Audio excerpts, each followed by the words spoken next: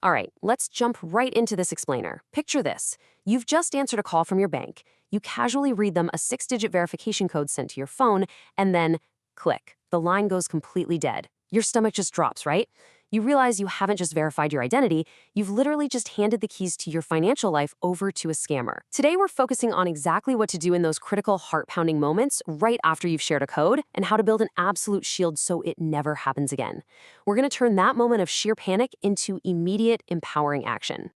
Now, we're starting right in the middle of that visceral, cold sweat moment of realization. We have to acknowledge that victims often feel this profound yet completely unnecessary sense of embarrassment. Just consider this quote from a woman named Jessica, who shared her story with Hawaii News Now. She said, "I feel so silly about this whole situation. My gut was telling me this is a scam. But listen to me. If this happens to you, you are not silly. You are targeted by highly trained, coordinated professionals who literally weaponize behavioral psychology against you." And man, the stakes couldn't be higher. $13,000. That is the staggering amount Jessica lost in a single day. And over on Reddit's banking and web design forums, these stories are just everywhere. One user, Randy Howard, shared this heartbreaking story of losing $1,800 in mere moments, just after reading a verification code out loud. Scammers are fast, they're efficient, and honestly, they can drain your accounts before you even have a second to process what just happened. So let's look at Section 1, Anatomy of a Scam, and how they bypass your intuition. What's wild here is how scammers use technology like caller ID spoofing and SMS alpha tags. This basically allows them to replace their actual phone number with a trusted name like Combank or Chase.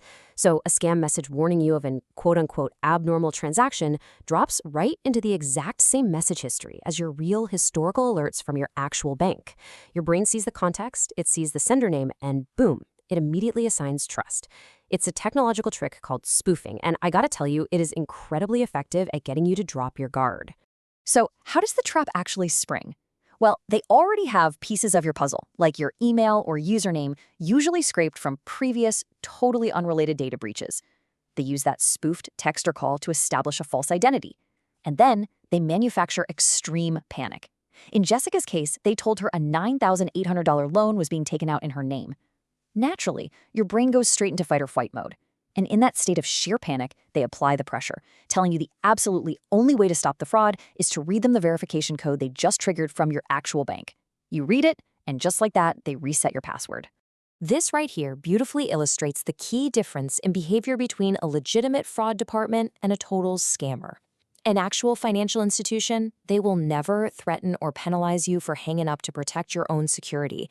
If you tell a real bank rep, "Hey, I'm going to hang up and call the number on the back of my card," they're going to say, "Great, we'll note your account, talk to you soon." An imposter, on the other hand, will tell you that if you hang up, the hackers are going to clean out your account right this second, or that they won't be able to help you anymore. It's all about control. Which really brings us to the most absolutely crucial mindset shift. As one Reddit user so wisely pointed out, pride is the last thing you need after a scam. If you've already clicked a link, downloaded remote access software, or read a passcode out loud, you must drop the shame immediately. Seriously, you don't have time to be embarrassed right now. You need to take rapid action. Moving on to Section 2, Shared a Code. Here is your immediate action plan. Okay, in those critical first 5 minutes, you have 3 jobs. Number 1, hang up the phone immediately. Don't explain yourself, don't even say goodbye. Just cut the cord with a scammer. Number 2, dial the actual fraud department using a trusted number, like the one printed directly on the back of your bank card. Never, ever call back the number that just called you. And number 3, request an immediate freeze on all accounts, cards, and outgoing transfers. You gotta stop the bleeding before the money actually leaves the institution. Once that immediate financial bleeding is stopped, let's pivot over to your digital identity.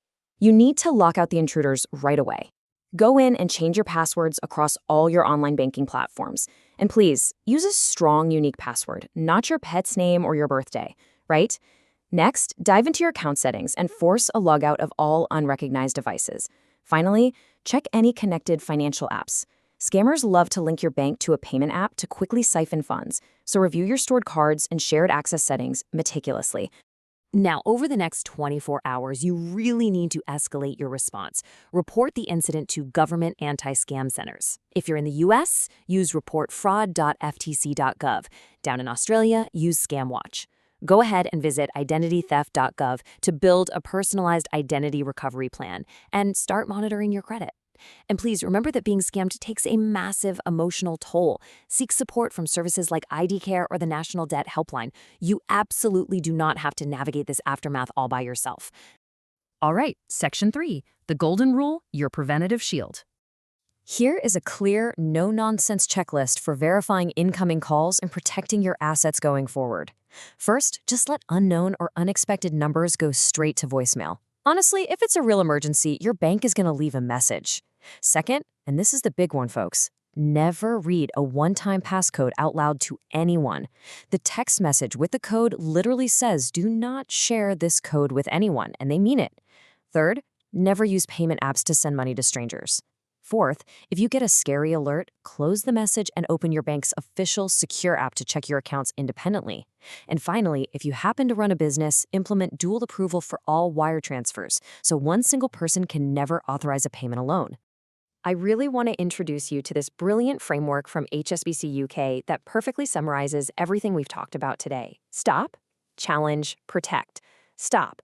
Take a moment to just pause before giving out any information whatsoever. Challenge. Ask yourself, could this be fake? It is entirely okay to refuse or ignore requests. Remember, only a criminal is going to try to rush or panic you. And protect. Check with someone you trust or contact the company directly, using verified information. So I'll leave you with this final provocative thought to chew on. We are all so conditioned to be polite, to be helpful and to defer to authority figures on the phone. But in this modern age of spoofed numbers and incredibly sophisticated social engineering, politeness can literally cost you your life savings. The next time your phone rings and a voice on the other end tells you your money is gone, will you be brave enough to simply hang up? Because hanging up the phone might just be the single most powerful weapon you have against financial fraud. Thanks so much for joining me for this explainer. Stay vigilant out there, and I'll catch you next time.